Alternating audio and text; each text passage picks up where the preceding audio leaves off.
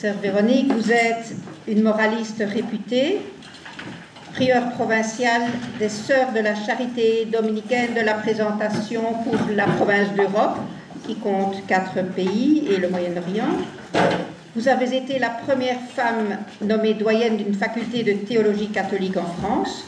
C'était à la faculté d'Angers de 2004 à 2010. En novembre 2021, vous avez été réélue présidente de la Conférence des religieux et religieuses de France pour un second mandat que vous terminerez cette année. Et la COREF a contribué avec la Conférence des évêques de France à la mise en place de la commission indépendante sur les abus sexuels dans l'Église qui a rendu le rapport Sauvé le 5 octobre 2021. Vous vivez un engagement de tous les jours auprès des personnes les plus vulnérables. Et votre attention aux grandes questions humaines trouve sa source dans le secret d'une prière au pied de la croix. Vous témoignez par votre vie, votre écoute des victimes, vos interventions, que le Christ prend sur lui tout ce qui nous arrive, mais sans nous épargner la souffrance, ni même parfois le non-sens. Il est tout simplement impossible que celui qui nous anime s'absente dans les pires moments. Je me réjouis de vous entendre sur les traces de l'espérance et de la résurrection dans les creux même de nos existences. Pâques, en effet, n'a pas eu lieu en plein midi, mais de nuit. La sûreté de la résurrection traverse les âges, mais c'est dans le minuscule que se murmure l'amour sans mesure. Merci de nous engager sur un chemin d'espérance dans la ligne du jubilé de l'année sainte.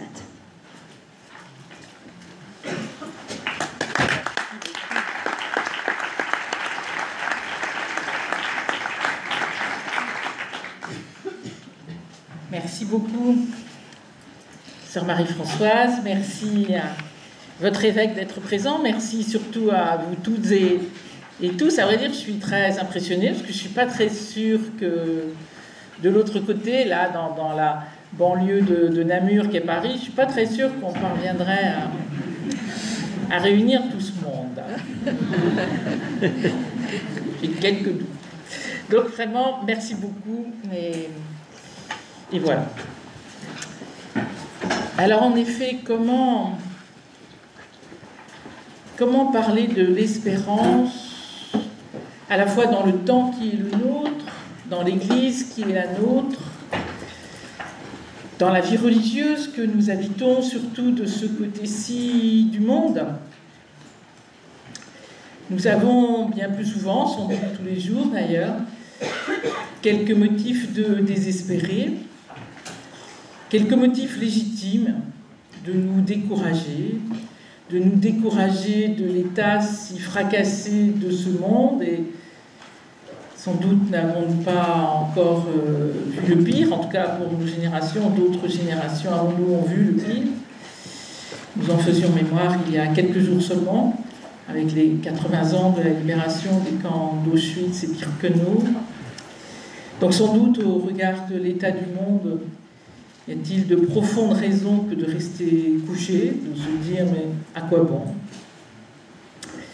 Notre Église traversée par tout ce que nous savons et qui n'en finit pas de traverser, dont nul ne sait quand elle traversera, ni s'il est possible de traverser. Tant de malheurs, tant de crimes, tant de scandales, tant de vies empêchées, de vies séquestrées.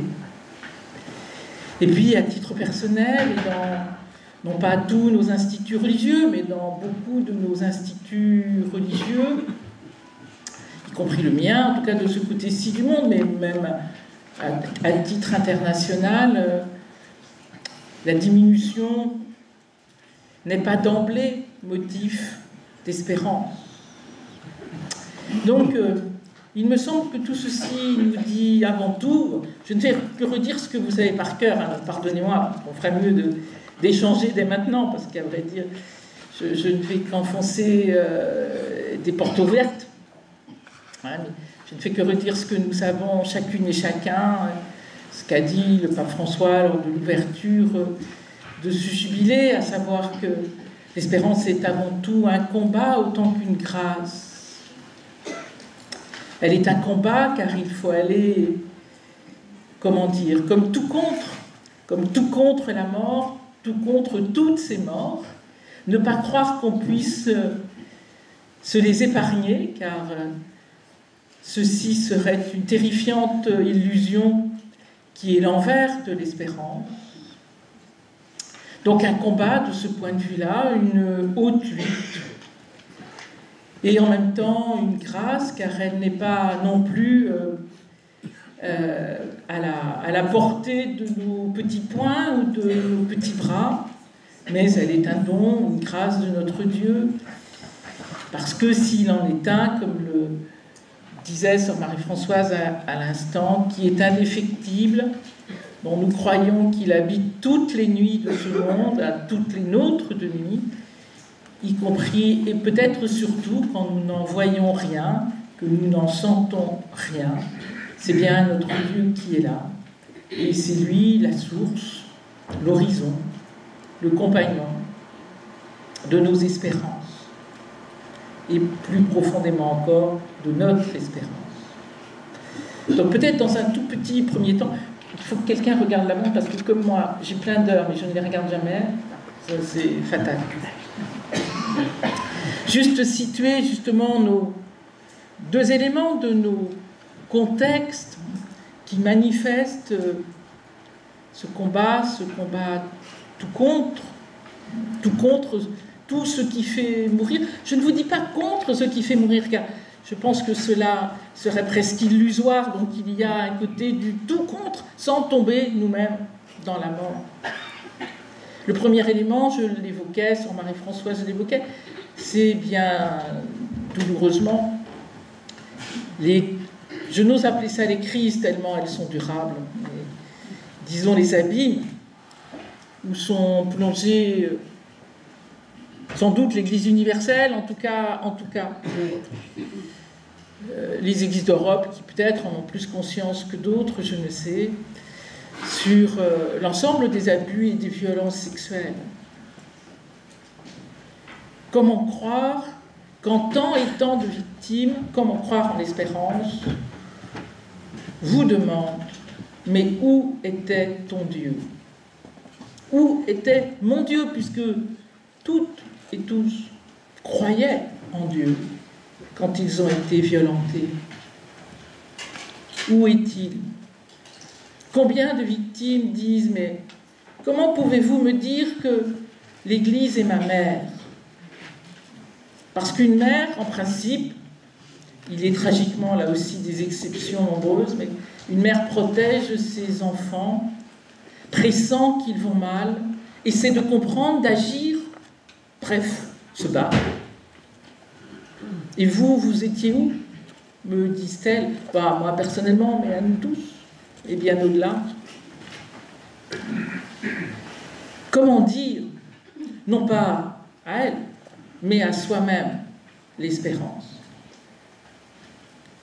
Comment dire l'espérance quand nous sommes obligés de voir ce que nous ne voulons pas voir, tant c'est violent, tant c'est barbare, tant c'est indicible, impensable, inénarrable, tant il n'est pas possible de le raconter précisément, sauf à manquer à la pudeur la plus élémentaire due aux victimes. Comment croire en l'espérance quand tant et tant vous racontent, ici, en France, bien ailleurs, que c'est au nom de Dieu qu'on les a violentés la plupart du temps. En tout cas, avec l'autorisation explicite de Dieu de la part de l'agresseur.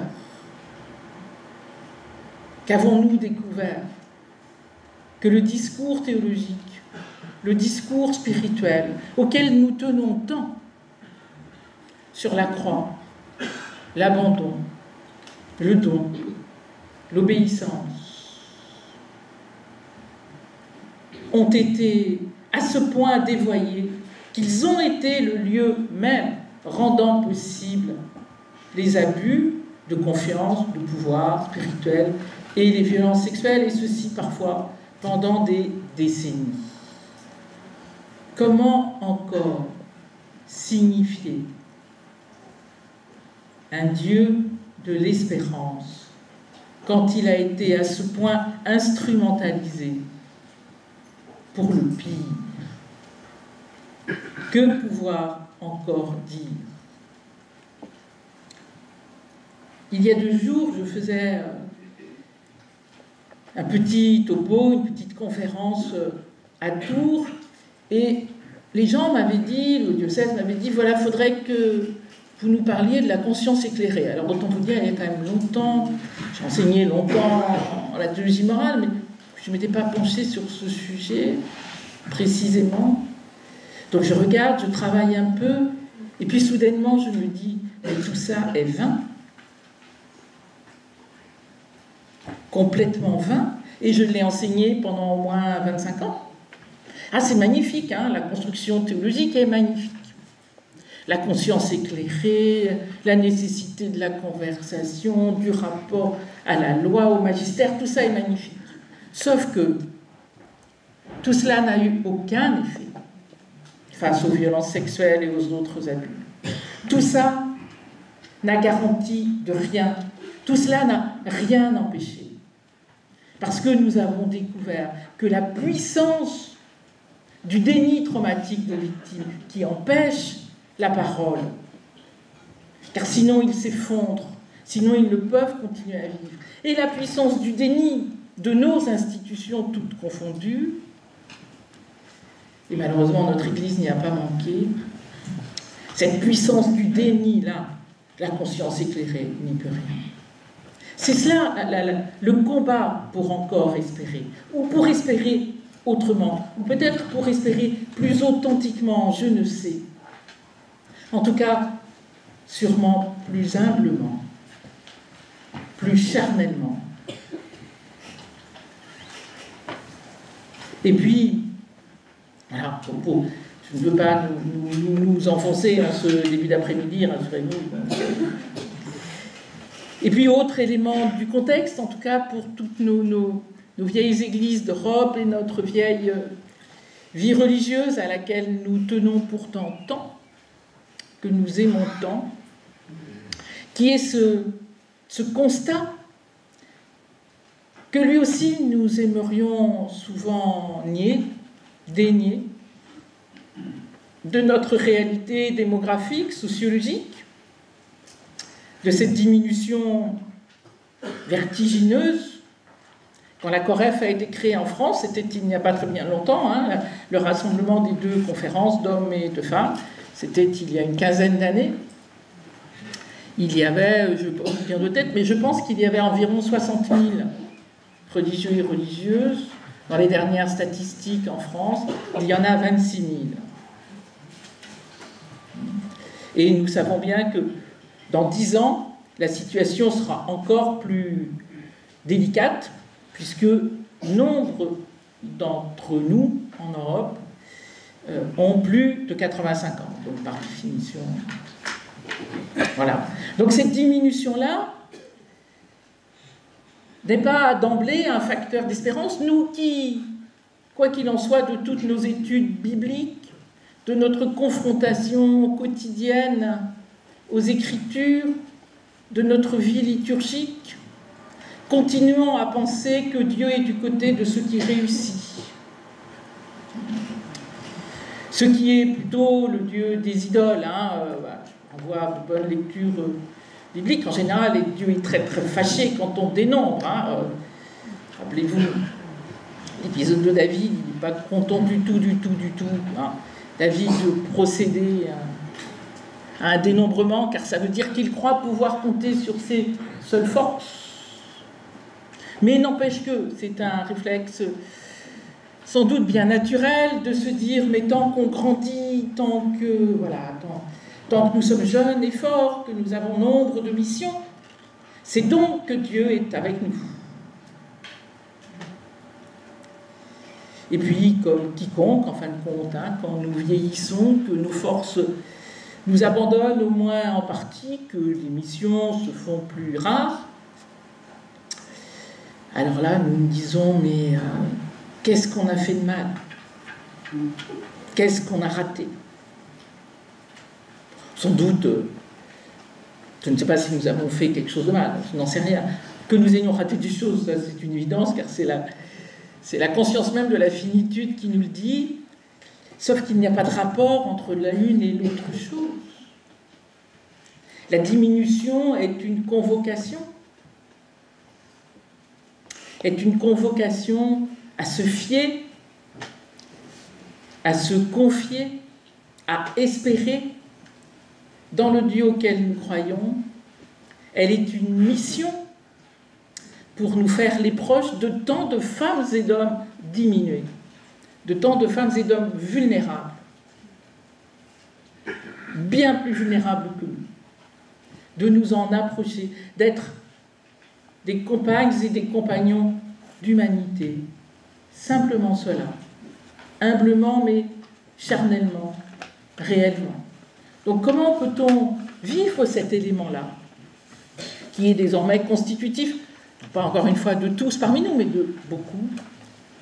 Comment le vivre, pour reprendre un terme bien connu, comme un kairos, comme un événement que nous ne comprenons pas, mais où nous sommes convoqués par notre Dieu à l'espérance. À l'espérance, encore une fois, de rendre compte par nos petites et minuscules, mais bien réelles vies, que nos vies n'ont de sens que si elles sont en faveur d'autrui. Et que ceci n'a pas besoin de force, pas besoin de puissance pour s'exprimer. De ces deux éléments, et je m'arrête là sur ce contexte local, au sens d'européen, voire bien au-delà, de ces deux éléments, je crois, nous apprenons qu'il n'y a pas d'espérance sans la conscience vive de la réalité telle qu'elle est, aussi difficile soit-elle, aussi belle aussi soit-elle par ailleurs. Il n'y a pas d'espérance sans la conscience de la vulnérabilité, sans le consentement à perdre l'illusion, car ça n'était de toute manière qu'une illusion, cette illusion de toute puissance, d'autarcie, parfois de supériorité tout de même aussi, qui elle a pu nous perdre d'ailleurs. L'espérance se tient là. Elle se tient là quand nous regardons avec lucidité et sans désespoir la vie, nos congrégations, notre Église, telle qu'elle est aujourd'hui, et que nous confessons à cet endroit-là que notre Dieu est indéfectiblement avec nous, avec elle, pour chacun. C'est là que se situe l'espérance. Elle est donc d'abord ce combat-là. Elle n'est pas seulement le combat contre ce que j'évoquais tout à l'heure, c'est-à-dire toutes les raisons de nous décourager ou de nous désespérer. Elle est aussi ce combat contre les illusions. En France, nous avons, je ne vous fais pas une page de pub parce que ça ne vous concerne pas directement, donc ce n'est pas une page de pub, mais en France, nous avons constitué à l'intérieur de la COREF une sorte de COREF bis, en quelque sorte, qui s'appelle d'un joli nom COREF et compagnie. Mais vous avez déjà cela en Belgique grâce à l'archidiocèse de Malines-Bruxelles, pour venir en soutien aux congrégations en très grande précarité, en très grande fragilité humaine, et donc qui ne peuvent plus faire face ni à la gouvernance, ni à la gestion des biens, ni tout ça. Et dans le compagnonnage qui leur est proposé, le premier Au premier stade, en quelque sorte, c'est avoir un regard éclairé sur mon institut. Alors, je ne sais pas si c'est comme la conscience éclairée, mais le regard éclairé sur mon institut, ben, il fait face au même déni que notre déni collectif, que ce déni qui revient comme la marée vis-à-vis des violences sexuelles et des abus. Nous n'en finirons pas de lutter contre cela. Et donc l'espérance, elle est ce combat de lutter contre nos illusions. Illusions que nous pouvons tellement bien dans la foi, et nous le faisons avec beaucoup de conviction, avec beaucoup d'honnêteté, que nous pouvons si facilement habiller spirituellement. Oui, mais non, Dieu ne nous abandonnera pas. Et puis, non, il y aura des novices qui vont arriver de je ne sais où.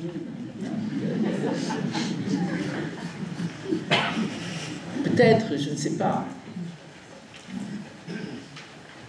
En tout cas, tant que nous pensons que ça va venir d'ailleurs, que quelque chose va se passer ailleurs, nous ne faisons rien. Pour nous, ni pour les autres. Alors qu'il n'y a pas d'autre finalité, encore une fois, à notre vie chrétienne que d'être en faveur de tous. Que cette générosité théologale. Donc le combat, c'est aussi celui-là, le combat de l'espérance.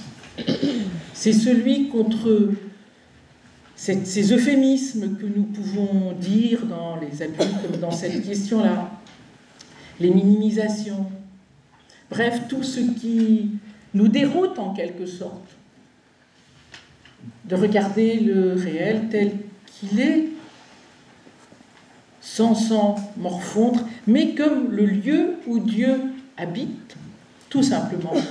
Et ça n'est pas ailleurs qu'il habite aujourd'hui. C'est dans notre réalité, à chacune et chacun, à nos communautés, à notre Église.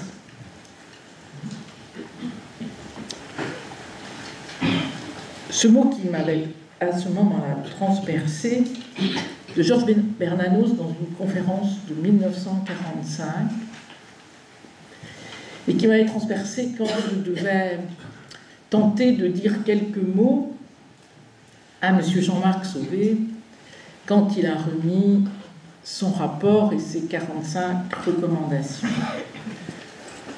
Le 5 octobre 2021, donc devant ce cataclysme, que dire? Et donc je terminais mon petit topo, ma tentative en tout cas, en reprenant cette parole de Bernanos. L'espérance est une détermination héroïque de l'âme. Sa plus haute forme est le désespoir surmonté.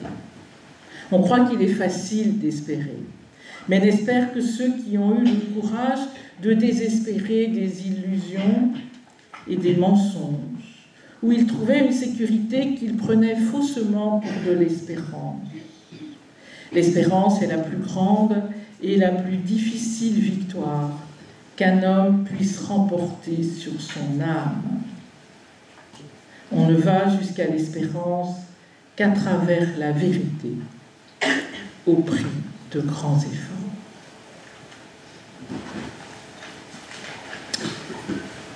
Je n'ose dire que tout est là, mais beaucoup, avec tout de même ce codicile de dire oui, on ne va jusqu'à l'espérance qu'à travers la vérité, au prix de grands efforts, y compris de grands efforts, pour, comme le dit joliment le titre d'un des livres de Marion Muller-Collard à propos de Job, en confessant l'autre Dieu, c'est-à-dire le Dieu qui n'est pas le Dieu des victoires, qui n'est pas le Dieu des grands dénombrements, qui n'est pas le Dieu des réussites, qui n'est pas le Dieu de la rétribution, mais qui est le Dieu gratis, qui aime pour l'unique raison qu'il aime et rien d'autre, qui n'aime pas pour ceci ou pour cela, et encore moins parce que nous aurions fait ceci ou cela, mais qu'il aime car telle est sa nature, si j'ose dire.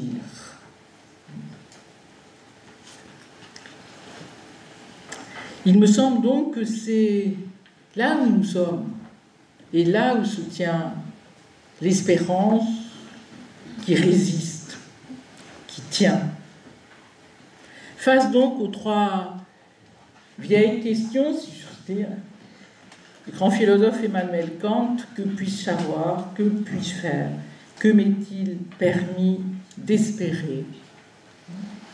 Ce qu'il est permis d'espérer, c'est, dans le cœur des tourments de ce monde, de croire que l'humain peut toujours accomplir du bien, et que cela, toutes les tragédies, et Dieu sait si elles sont nombreuses, n'empêcheront pas tous les scandales, chacun et chacune d'entre nous, d'accomplir le bien qui est sous le soleil, comme dit le sage Qoëleth, qui est à la portée de sa main. Et là, je crois, est la vocation chrétienne. Elle n'est pas d'espérer en ceci ou cela, elle est d'espérer tout court. À ce titre, et vous le savez aussi bien que moi, on ne peut totalement distinguer, enfin on peut distinguer, mais on ne peut séparer totalement l'espérance de l'espoir. Car pour tenir l'espérance, il faut aussi qu'il y ait des espoirs, sinon au jour le jour, en tout cas qui nous tiennent dans ce grand voyage dans l'existence, dans ce pèlerinage de l'existence. Mais nous savons bien que nos espoirs sont bien souvent déçus, à commencer par l'espoir de se convertir. Voilà. Je ne sais pas qui oserait dire où il en est, mais pas moi en tout cas. A fortiori, enfin, je ne sais pas si c'est a fortiori, nos communautés. Donc, nos espoirs sont bien souvent déçus, et pourtant, je pense qu'il faudrait se garder de trop vite considérer que les espoirs seraient en quelque sorte que des figures pauvres. Parce qu'il me semble que l'espoir, par exemple, de faire un peu mieux son œuvre humaine, par exemple, de pouvoir prendre plus de temps pour lire la parole, pour écouter, pour faire attention à l'autre, pour le considérer, tous ces espoirs-là nous tiennent. Et tous ces espoirs-là engagent notre courage. Donc tout dépend où on met son espoir. Donc je crois qu'il faut toujours des petits cailloux pour tenir la route. Sinon, elle est trop longue, elle est trop difficile. Donc il ne faut jamais mépriser ces catégories, ces figures. Loin de là. Il n'empêche que nous savons bien que les espoirs sont toujours liés à quelque chose. L'espoir de mieux faire, l'espoir, et Dieu sait que nous voudrions tant, que ceux que nous aimons soient guéris, se portent le mieux possible, aient moins de soucis, moins de malheurs. Tout cela est légitime, mais l'espérance, elle, est à la fois, en quelque sorte, ce qui est sans pourquoi, et ce qui, en même temps, n'a pas d'objet particulier, sinon d'espérer, parce que tel est un des visages de notre Dieu, parce que tel est une de ses marques, un de ses attributs, en quelque sorte. On pourrait dire que espérer, c'est une phrase que j'emprunte à la philosophe Corinne Péluchon. Elle a une très belle parole. Elle dit, en fin de compte, espérer, c'est l'âge du vivant. Espérer, c'est être en vie, tout simplement. Et donc, c'est être en vie, y compris jusqu'à son dernier souffle. Ça n'est pas être en vie fort et bien portant, et etc., etc., etc., et pendant qu'on y est riche et je ne sais quoi. Non, non. C'est juste être vivant et désirer être vivant jusqu'au bout, pour d'autres et avec d'autres. Pas moins que cet âge du vivant. C'est bien pour ça, encore une fois, que l'espérance suppose la conscience de ce qui est y compris. La conscience, et Dieu sait qu'elle est difficile, la conscience du mal possible en soi, et du mal dans toutes les figures que nous en connaissons.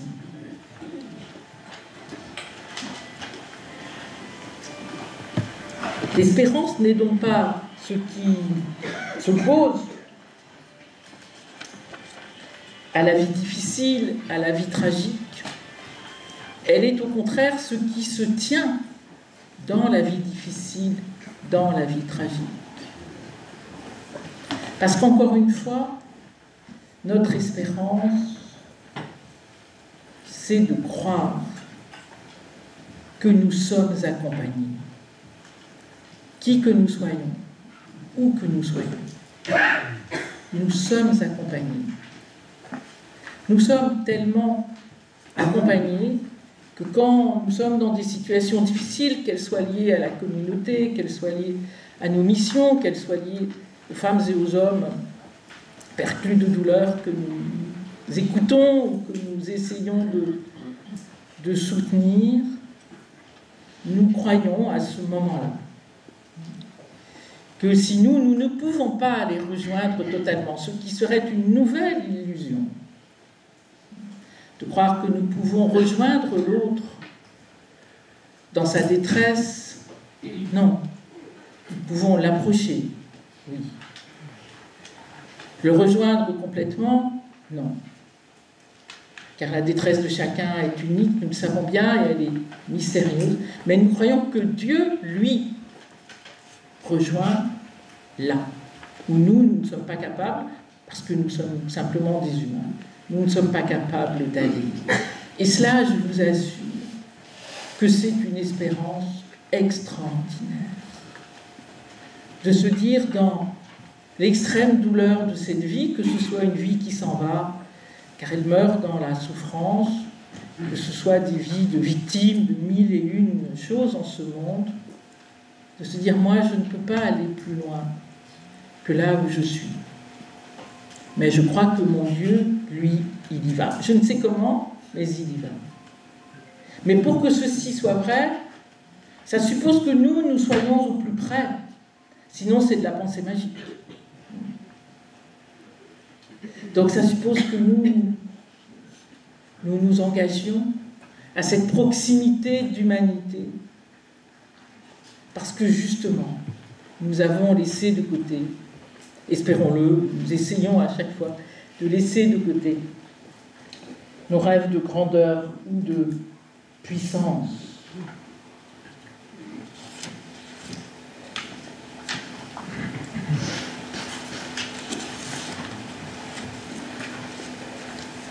Alors, comme je ne suis pas du tout mes papiers, comme toujours. Donc, comme toujours, il y a un moment où je suis perdue en disant, bon, d'accord, et alors maintenant, de quoi tu causes?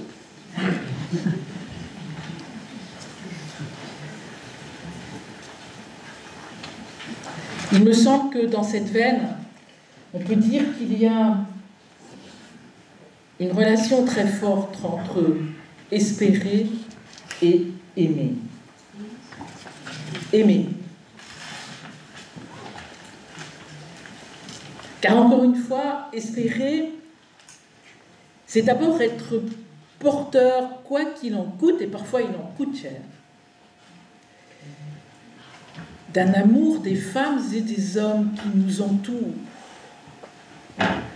d'un amour de ce monde où Dieu se tient, d'un amour de celles et ceux qui, aux yeux de temps, n'ont plus ou peu figure humaine pour 1000 raisons. Et il me semble, de même que, en effet, l'espérance naît ou grandit, en tout cas se tient tout contre la mort, l'amour aussi se tient tout contre la mort. Il ne prétend pas lutter avec la mort. mais il est tout contre pour laisser surgir de la vie modeste, mais là, de la vie d'un souffle, de la vie d'une existence. Mais c'est elle qui compte.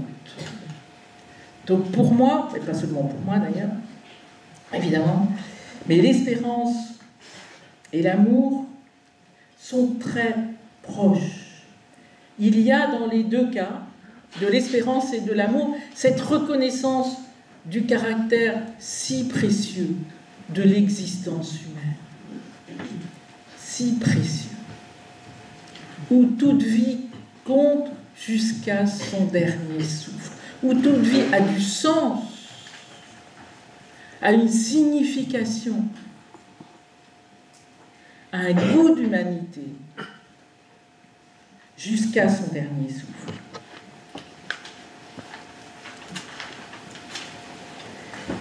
C'est bien l'espérance comme l'amour qui nous relie aux autres, à tous. Là encore, en nous faisant résister à la tentation des illusions, mais aussi à la tentation du désespoir. Car tout de même, il est beaucoup plus facile de désespérer que d'espérer. De la même façon qu'il est beaucoup plus facile, je ne vous dis pas de haïr, parce que ça, je ne sais pas très bien, mais de ne pas aimer que d'aimer. En tout cas, d'être indifférent, disons, plutôt que d'aimer. Nous savons bien, chacun ce qu'il en coûte, de courage, d'engagement, de recommencement et de recommencement, et d'espérer et d'aimer. Donc tout cela est en quelque sorte contre-naturel. Et c'est bien là que la grâce est indispensable, et non seulement le prix des efforts, comme disait Bernanos, au prix de beaucoup d'efforts, oui, de beaucoup d'efforts, mais aussi grâce au don de la grâce, ou par pur don, gratis, de notre Dieu.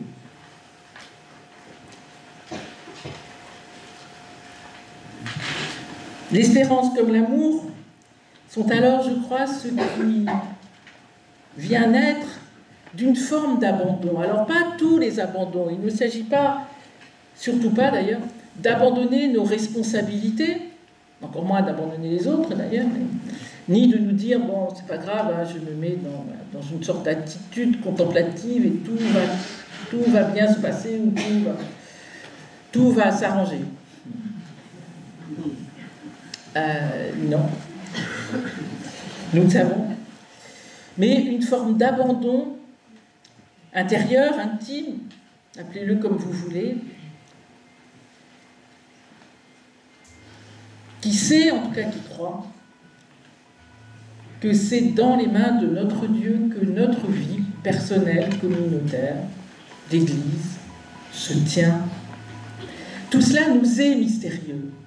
Et au nom, encore une fois, de nos croyances peut-être trop naturelles, nous nous disons, mais si nous sommes dans la main de Dieu, la vie ne peut que s'arranger en quelque sorte. Non. Parce que la vie des autres, qui sont au moins autant dans la main de Dieu que nous, malheureusement, ne s'arrange pas. Malheureusement, traverse nombre d'épreuves, de maladies, de chômage, de désespoir, de séparation, de non-sens, d'absurde. Donc je ne vois pas très bien pourquoi nous serions épargnés de tout cela.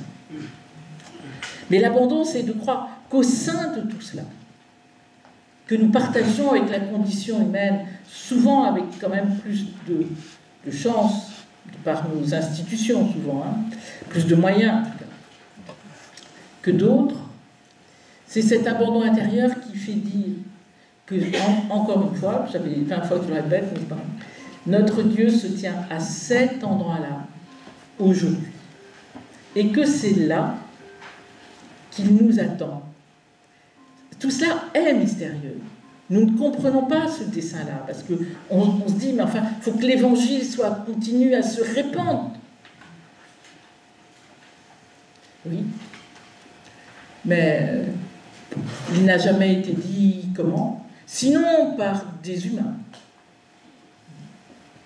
d'une manière ou d'une autre. Il n'a jamais été dit que telle ou telle forme de suite du Christ avait les promesses de la vie éternelle.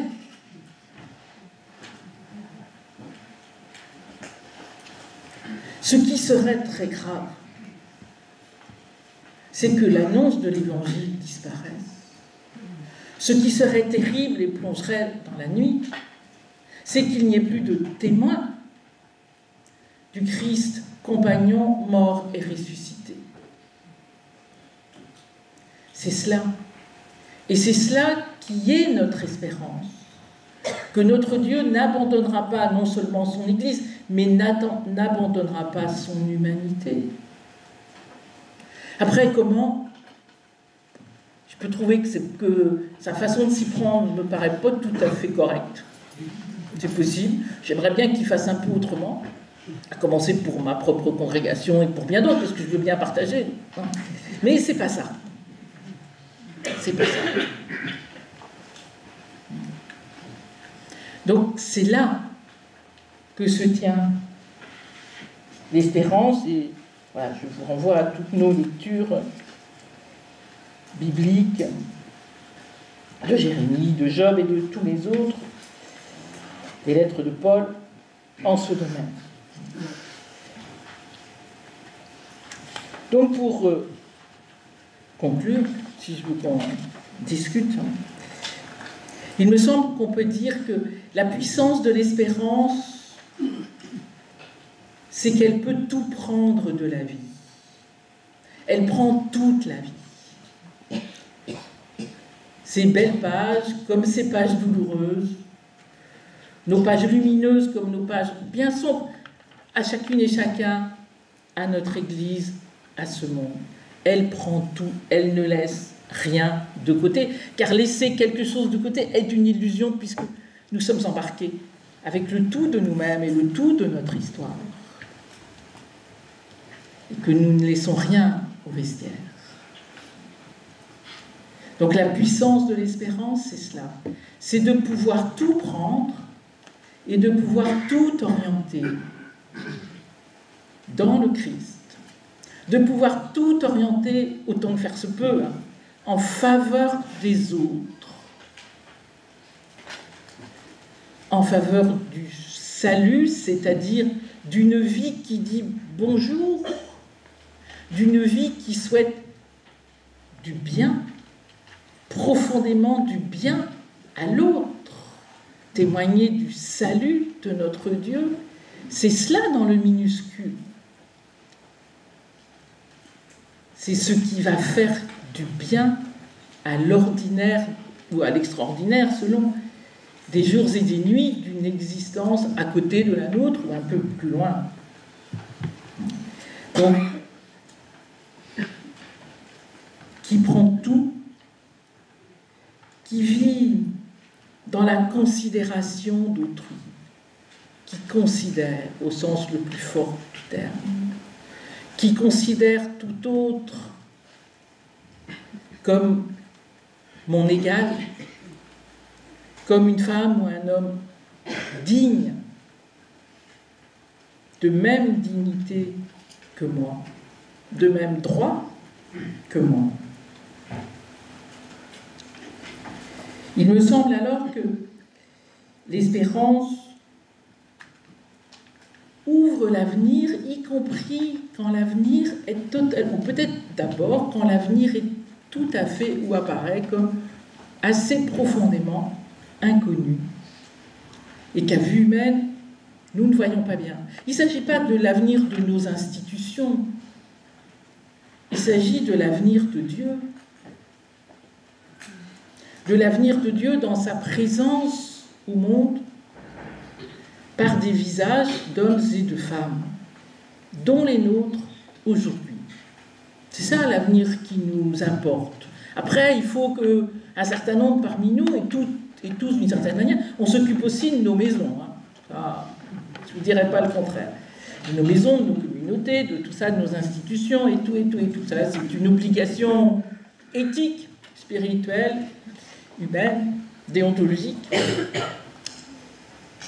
Mais c'est d'autant plus possible que ce qui nous meut, ce qui nous tient, c'est bien l'espérance dans l'avenir de Dieu en ce monde. Alors je crois, et je conclue là-dessus, que l'espérance est une vraie force transformatrice, y compris de notre réel, de nos petits ou grands réels, hein, de nos maisons, de nos provinces, de nos congrégations, de nos manières de vivre, aujourd'hui. Mais cette puissance transformatrice, à nos échelles, hein, nous ne ferons malheureusement rien, d'ailleurs sans doute contre le cours du dollar, donc il faut ramener les choses à nos proportions, hein. Mais là où nous sommes, dans les responsabilités qui sont les nôtres, l'espérance est l'aiguillon d'une puissance transformatrice qui est d'abord celle de nos propres existences pour d'autres. Je vous remercie.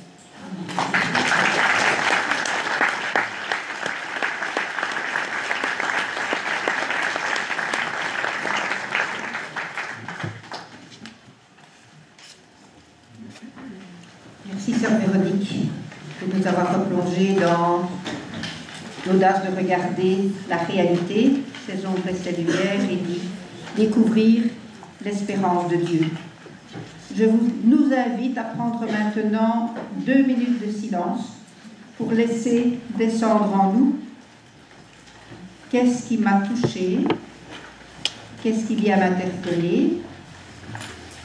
Et après cela, nous pourrons dialoguer avec sœur Véronique pour lui demander tiens, j'aimerais clarifier, ou creuser, ou questionner. Ça va ? Qu'est-ce qui m'a touché? Qu'est-ce qui vient m'interpeller?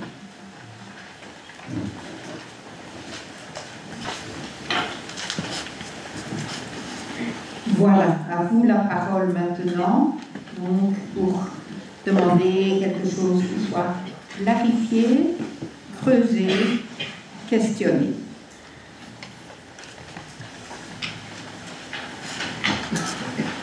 N'hésitez pas surtout, vous n'aurez pas tous les jours l'occasion d'avoir ce Véronique avec vous. Et réciproquement. Attends. Regarde.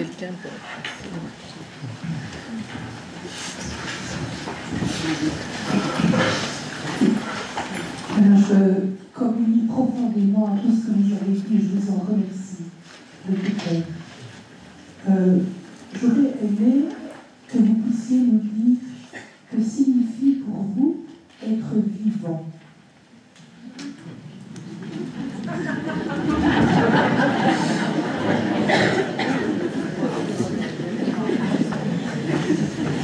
Y a-t-il une question plus simple? Qu'est-ce qu'être vivant?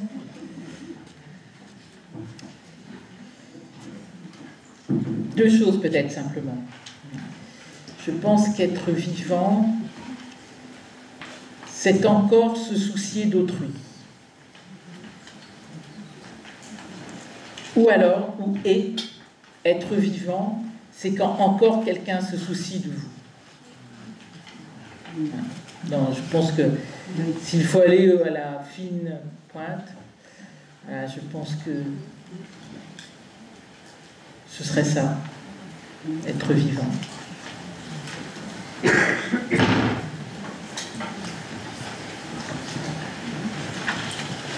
J'essaie de parler plus fort.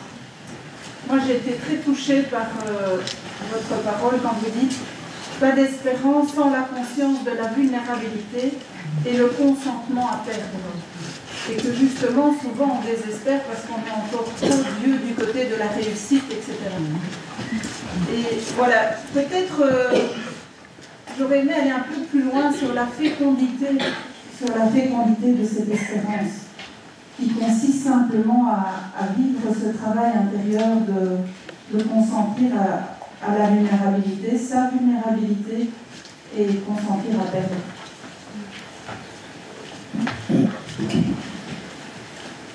Ça marche? Oui.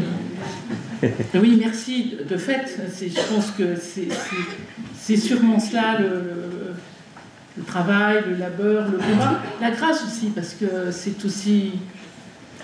Il y a aussi une vraie joie à essayer, je ne sais pas si ça dure longtemps, mais de consentir juste à ce que nous sommes. Et d'abandonner au moins partie. Je pense qu'on n'abandonne jamais totalement ces illusions. Je pense que tout ça est impossible, mais au moins être sur ce chemin. Donc, je pense qu'à vrai dire, comment dire, on ne peut se transformer soi-même que dans cette mesure-là. Tant qu'on croit qu'on est fort et que les choses, pour le coup, ne dépendent que de nous, bien, on va beaucoup se fatiguer, mais c'est pas sûr qu'on arrive à grand-chose. Donc il s'agit bien, encore une fois, que les choses dépendent aussi de nous. Il ne s'agit surtout pas de se démettre de la responsabilité envers nous-mêmes et les autres, mais dans cette conscience quand même que la fragilité est ce qui nous tient ensemble. Et donc de ce point de vue-là, c'est vrai que je crois que Dieu sait que la fragilité peut être dure, parce que quand on est malade, quand on va mal, quand on est en profonde dépression, donc il ne s'agit pas non plus de faire l'éloge du fragile, ce serait parfaitement irresponsable, tant il y a des vies éprouvées et abîmées. Mais de se dire que la condition humaine, dans sa vulnérabilité de fond, dans sa finitude, comme on dit, c'est tout de même, que je sache, la condition que Dieu a épousée. C'est donc la condition qu'il aime. Donc pourquoi est-ce que nous sommes toujours si tentés, en quelque sorte, ou que nous avons été si tentés, que nos institutions sont si tentées, comme d'en sortir, comme de faire croire qu'elles seraient éternelles, qu'elles reposeraient sur des forces surhumaines. Donc, voilà. Mais je pense que c'est une vaste interrogation théologique, spirituelle et philosophique, que ce si difficile rapport à la condition vulnérable de l'humain. Nous savons bien dans tout ce qui est les questionnements sur la mort, entre autres. Mais oui, l'espérance est ce qui peut-être commence quand on consent à la vulnérabilité, ou à la vulnérabilité. Madame. Je me permets d'ajouter, par rapport à ce thème de l'espérance et déjà le prolongement de la réflexion que vous venez de partager, j'ai envie simplement de dire, pour moi, l'espérance, c'est aussi ajouter de la qualité à la vie. Et dans notre société, nous avons tellement de personnes en situation de fragilité depuis la vie, toutes commençant dans le sein maternel jusqu'à la vie finissante, les conditions de handicap à tout l'âge de la vie, les conditions de vulnérabilité des personnes avançant en âge. Voilà, je dirais, pour moi, l'espérance se traduit aussi sur cette dimension de la charité qui consisterait ici à ajouter de la qualité à la vie, parce que je cherche le bien de l'autre. Tout à fait. C'est-à-dire, dans le prolongement de ce que vous évoquez, on pourrait dire que, en compte, l'espérance, là, c'est ajouter de l'humanité à la vie, quoi. C'est ne jamais abandonner l'autre à une inhumanité. Et donc être avant tout des témoins d'humanité avec les combats que ça demande, les combats pour améliorer la qualité de vie, les combats pour, etc., les conditions de vie, évidemment, mais c'est bien cet enjeu-là, en quelque sorte, que la vie puisse être la vie partagée, d'abord, la vie la plus humaine possible ensemble. Trois petits points simplement.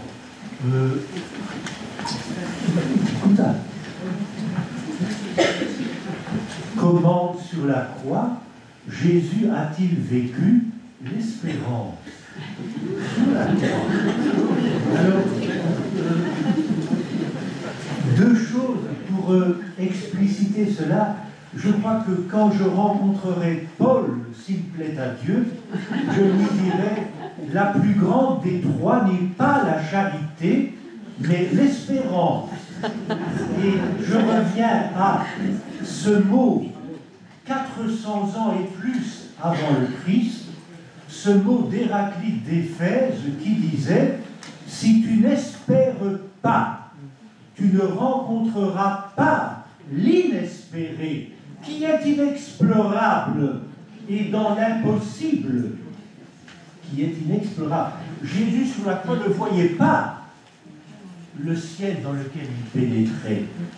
Et à supposer qu'il l'eût vu, l'impossibilité était là.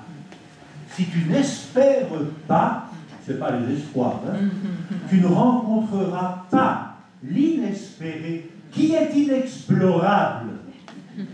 Et dans l'impossible, Héraclite d'Éphèse, 400 ans avant le Christ. Merci beaucoup.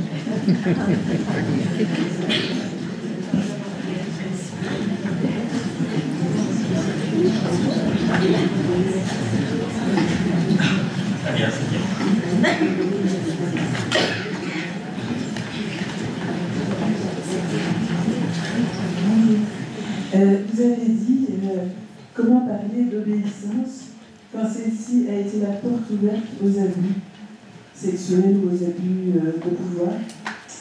Et dans ma question est simple, mais comment pouvoir refaire confiance quand justement on a été trahi dans cette obéissance, dans ce monde de nous-mêmes et de tout notre vie. Et voilà, comment refaire confiance et comment pouvoir réenvisager un chemin d'obéissance à travers les personnes humaines. Vous avez raison, c'est bien difficile. C'est bien difficile et ça ne se commande pas. On ne dit pas, il n'y a qu'à, Faucon, tu n'as qu'à. Donc peut-être que la seule réponse, c'est de dire on fait comme on peut. Avant tout. L'autre élément, ça serait quand même de dire on fait comme on peut, mais on fait les yeux ouverts. Autrement dit, s'il est une forme ou des formes d'obéissance qui ont participé à la mort, c'est parce qu'elles ont exigé, peu ou prou, au nom de Dieu, une sorte d'aveuglement, une confiance aveugle. Moi, je sais ce que Dieu veut pour toi. Moi, je sais ce qui est bon pour ta vie. Eh bien non. Pardonnez-moi de le dire aussi nettement, mais l'autre ne sait pas. Vous, peut-être que vous ne savez pas très bien, mais ce qui est sûr, c'est que l'autre ne le sait pas. Ça n'est qu'en conversant, en parlant, en priant, en relisant les Écritures et en recommençant, qu'on va trouver non pas ce que Dieu veut, mais ce chemin, un chemin chaotique, de joie évangélique, qui va être juste pour chacun d'entre nous, à titre unique, personnel. Mais personne ne détient, en dehors de Dieu, qui ne détient rien, qui donne tout. Il ne faut jamais oublier, quoi. Hein, celui qui ne retient rien, qui donne. Personne ne détient la vérité, ni avec un petit V, ni avec un grand, sûrement. Donc il me semble que la confiance qui se fait, peut-être, encore une fois, elle ne peut s'imposer, pas à pas, doit être, mais c'est vrai de tous, y compris de toutes celles et tous ceux qui ont la chance de n'avoir rien subi de ce genre, une confiance les yeux ouverts et non les yeux fermés. Donc une confiance qui travaille avec la raison, qui travaille avec l'intelligence, travaille avec la formation, qui travaille avec la conversation avec d'autres. Déjà, nous aurions fait un pas.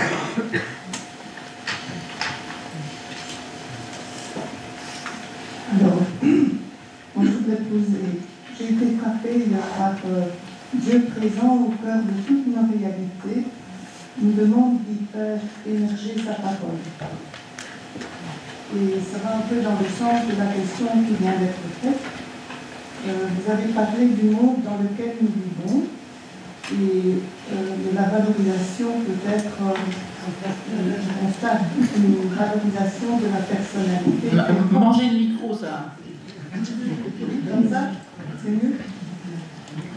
Et donc, je me demande, et je vous pose la question, est-ce que le vœu d'obéissance n'est pas une utopie? Parce que, en fait, comment concilier le respect de l'autonomie de chacun et le vœu d'obéissance?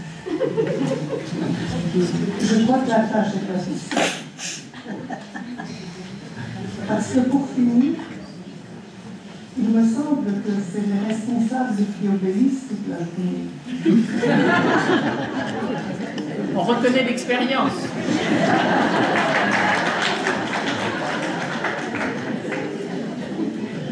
Alors, on ne va pas pouvoir débattre de cela maintenant, mais il me semble, bien sûr, enfin, je ne sais pas si c'est une utopie, la vie évangélique comme telle est une utopie au sens où elle est toujours en train de se faire et nous n'y serons jamais. Hein, voilà, on ne pourra jamais dire que notre vie, enfin j'espère, est évangélique. Et elle espère être sur un chemin qui a à voir avec cela. Mais et je me demande quand même si du côté de l'obéissance, pour simplement dire un mot, la question n'est pas au contraire comment est-ce que le propos d'obéissance, qu'il s'agisse de celui vécu par les responsables ou de celui vécu par chacun des membres, ça n'est pas de favoriser l'autonomie au service de l'évangile et au service du bien commun, c'est-à-dire que ça n'est pas contre l'autonomie, c'est comment l'autonomie se met-elle au service d'autrui, autrui dans la communauté, autrui dans l'institut religieux, et autrui au sens de la mission ou de... Voilà. J'essaie de faire une petite, pas en tourloupe, mais un petit pas de côté pour me sortir de votre question. Mais quand même, en tout cas, il y a quelque chose de ça. Il y a quelque chose de ça. Si on est dans l'affrontement, on ne va jamais y arriver. Si on est dans l'affrontement entre l'autonomie et l'obéissance, on ne va pas y arriver. Il y a une bonne autonomie, vraiment, qui se met au service, encore une fois, de l'annonce, quelle qu'en soit la manière, hein, de l'annonce et du témoignage de l'Évangile et de la responsabilité.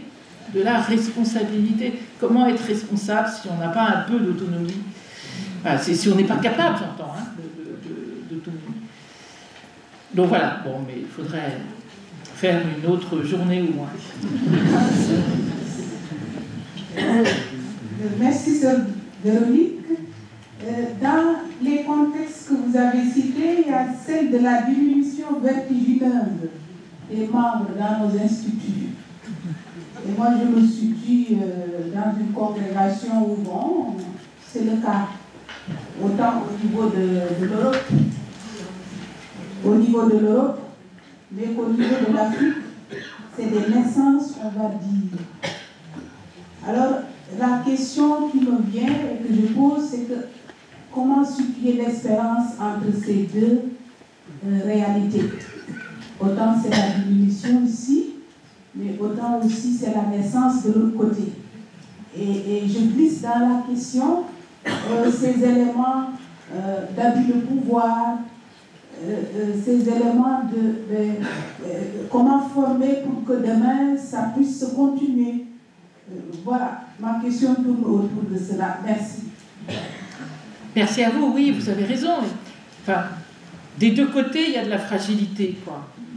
Quand nos forces diminuent, on est on devient peu à peu encore bien plus vulnérable que nous n'en avions conscience jusque-là, bien plus fragile, d'où le soin nécessaire, la conscience nécessaire et le soin.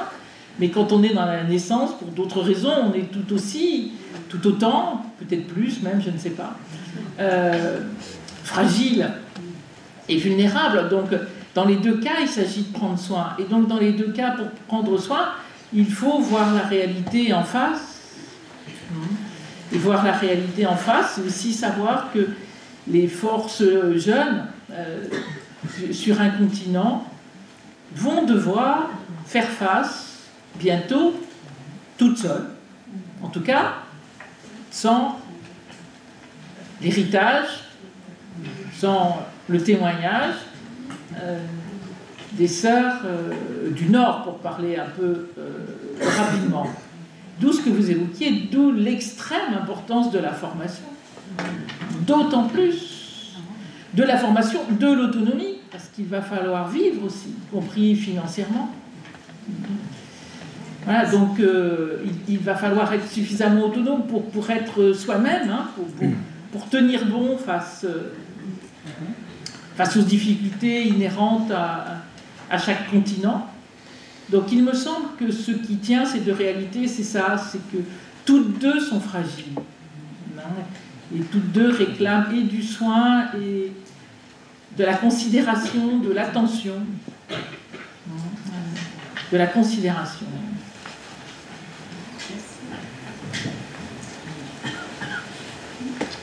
Ma sœur, vous avez parlé de la conscience éclairée.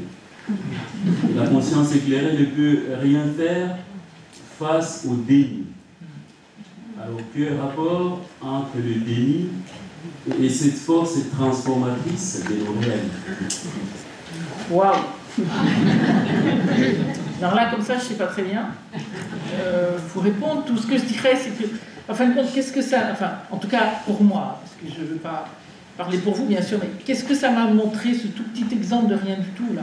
Enfin, bon, ça m'a montré que les situations que nous habitons, encore une fois, je n'ose plus dire les crises, parce qu'en principe, les crises, il y a un moment donné où ça s'arrête. Donc, les situations où nous sommes, avec la conscience, la découverte, la conscience de l'ensemble de ces violences et de ces abus, ça nous montre qu'il nous faut revisiter la théologie. Il ne s'agit pas de refaire la théologie, il ne s'agit pas de faire table rase, mais ça vient dire qu'il faut revisiter pour mettre sans doute d'autres liens qui n'existaient pas, d'autres nœuds. Quand vous reprenez pour la conscience éclairée, hein, Gaudium et Spes numéro 16, c'est quand même très, très fort, c'est-à-dire qu'il est question de la conscience comme de ce sanctuaire où je suis seul avec Dieu. Mais quelque chose quand même, j'espère, que nous a appris les abominations que nous avons découvertes, c'est qu'il faut bien se garder d'être seul, justement. Ça n'est que dans la conversation, que dans le rapport à l'altérité aussi, que nous avons quelque chance de former une conscience éclairée, j'en sais rien, mais une conscience vive, une conscience lucide sur ce qui se passe. Et si elle est lucide, alors elle sera plus éclairée. Donc vous voyez, c'est dire, tout ce qui est dit là, par exemple, dans ce numéro de la Constitution, est juste, mais le regard sur les événements d'aujourd'hui oblige à faire aussi un autre pont, un autre lien, bon, ça n'était pas à l'époque, ni les circonstances des pères conciliaires, donc c'est pas... Voilà. Et c'est cela l'enjeu. C'est ça, c'est qu'il faut sans cesse remettre l'ouvrage sur le métier, quoi. Me dit que c'est la dernière question. Ce ne sera pas une question, mais un témoignage. Vous parliez de l'espérance. Espérer, c'est être en vie. Je ne me rappelle plus de Corinne quelque chose, je ne sais plus. C'est Lucian, mais c'est pas grave. Et donc, j'ai eu un très grave accident, 5 semaines dans le coma et 1 an d'hospitalisation. Donc l'espérance pour moi c'est quelque chose de vital. Ma vie, c'est le fruit de la prière de tant et tant et tant et tant de gens. Et j'en profite pour remercier tous les participants parce que beaucoup de ceux et celles qui sont ici présents ont prié pour moi. J'avais 35 ans quand j'ai eu un accident de la route. J'ai été 5 semaines en coma, 1 an à l'hôpital. Le frère qui conduisait, moi je ne conduisais pas, donc elle était dans un autre hôpital, lui il restait 3 litres de sang. Donc j'ai vu les photos de la voiture après l'accident. Je suis réellement un miraculeux et j'en profite pour dire merci à toutes celles et tous ceux qui ont intercédé pour moi, parce que la vie que je vis aujourd'hui est bien sûr très différente de celle que j'ai connue, mais elle est encore beaucoup plus belle. Merci.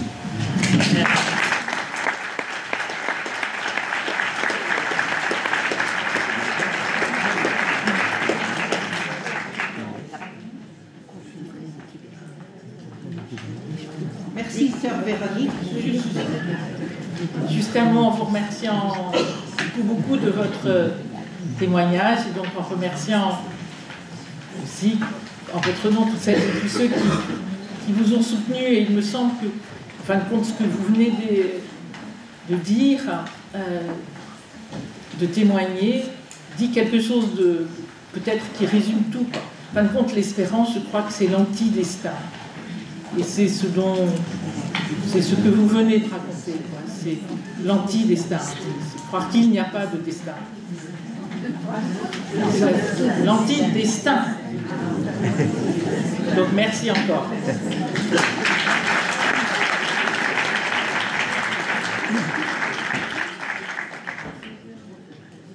Merci, sœur Véronique. Je crois que vous avez...